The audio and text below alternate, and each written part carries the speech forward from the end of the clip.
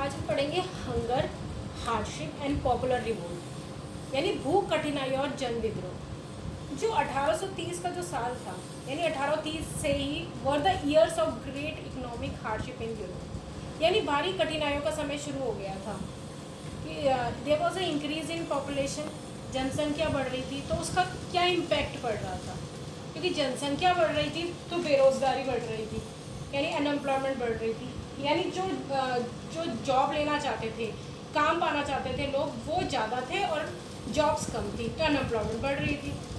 अब लोग क्या कर रहे थे, माइग्रेट कर रहे थे, नहीं गाँव से शहर आ रहे थे। लेकिन इससे भी उनकी प्रॉब्लम सॉल्व नहीं हो रही थी।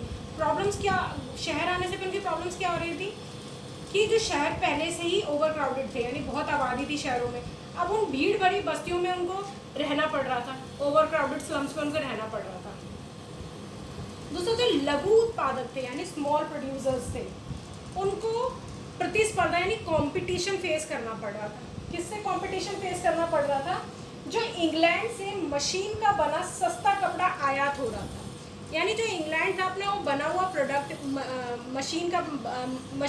मशीन बेस्ड चीप प्रोडक्ट्स वो भेज रहा था, जिससे जो छोटे स्मॉल प्रोड्यूसर्स हैं उनको कंपटीशन फेस करना पड़ रहा था। और दूसरी तरफ राइज इन फूड प्राइसेस, क्योंकि खाने वाले लोग ज़्यादा थे, तो as more people to be fed, तो जो खाने पीने की चीज़ें थी उनका मूल्य बढ़ रहा था। ऊपर से कोई साल ऐसा भी आया जब बैड हार्वेस्ट हुई, यानी क्रॉप खराब हो गई, मौसम due to some reasons, climate, ठीक है, तो बैड हार्वेस्ट हुई, फसल खराब हो गई, तो उसकी वजह से शॉर्टेजेस ऑफ फूड आइटम्स हो गई। तो एक तरफ लोगों के साथ परेशानियाँ थी, हार्डशिप थी, दूसरी तरफ लोग भूख से मर रहे थे, यानी हंगर थी।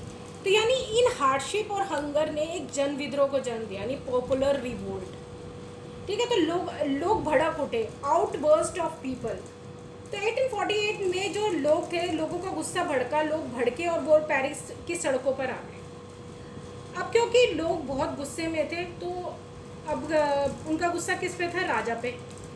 क्योंकि राजा ने उनकी प्रॉब्लम सॉल्व नहीं की, तो Louis Philippe force to flee from his position, यानी राजा को उसकी पोजीशन से हटा दिया, और नेशनल असेंबली यानी राष्ट्रीय सभा ने अपने आप को रिपब्लिक यानी गणतंत्र घोषित कर दिया। और उसने 21 साल से ऊपर के, यानी 21 साल से ऊपर के जो भी वयस्क पुरुष थे उनको मताधिकार दे दिया। इस तरह से जो रिवोल्ट था अब साधारण लोगों के बीच में भी आता जा रहा था, यानी कॉमन लोगों के बीच में भी अब रिवोल्ट आता जा रहा था। इसी प्रकार का एक छोटा सा रिवोल्ट 1845 में सिलेशिया में भी हुआ था, ठीक है, वीवर्स के और कॉन्ट्रैक्टर्स के बीच में। जो वीवर्स होते थे यानी बुनकर, उनको ठेकेदार जो होते थे कच्चा माल प्रोवाइड करते थे, और जो बुनकर होते थे उनको बना हुआ माल ठेकेदार को वापस बना कर देते थे। तो ठेकेदार जो फिनिश गुड होते थे उसके बदले उनको पेमेंट करते थे, लेकिन जो पेमेंट उनकी होती थी बहुत कम होती थी। यानी जो बुनकर थे मजदूरी से खुश नहीं थे, they were not happy, they were unhappy with the amount contractors pay to them. तो उन्होंने रिवोल्ट कर दिया। वो लोग ठेकेदारों के घरों में घुस गए, उनके घरों को लूट लिया, उनके सामान लूट लिया।